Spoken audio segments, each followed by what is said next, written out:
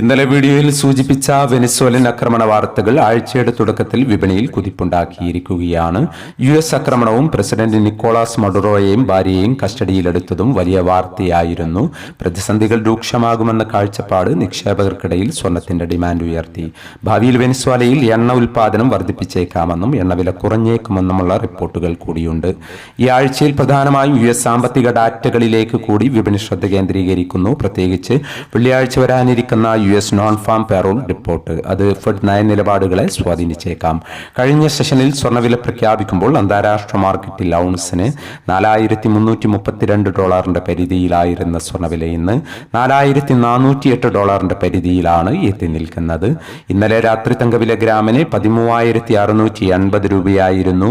വൈകി വരുന്ന ഇന്നത്തെ തങ്കവില 11 മണിയോടെ കമന്റ് ബോക്സിൽ പിൻ ചെയ്യുന്നതാണ്. എല്ലാ വ്യൂവേഴ്സിൽ നിന്നും ഒരു ലൈക്ക് പ്രതീക്ഷിച്ചുകൊണ്ട് ഇന്നത്തെ സ്വർണ്ണവില നോക്കാം. ഇന്ന് പവൻ 1,160 രൂപ കൂടി. ഇന്ന് 5/1/2026 പവന് 1,760, ഗ്രാമിന് 12,595. ഈ വീഡിയോ നിങ്ങൾക്ക് ഉപകാരപ്രദമെങ്കിൽ വീഡിയോക്ക് താഴെ ലൈക്ക് ചെയ്യാൻ മറക്കരുത്. Thank you for watching.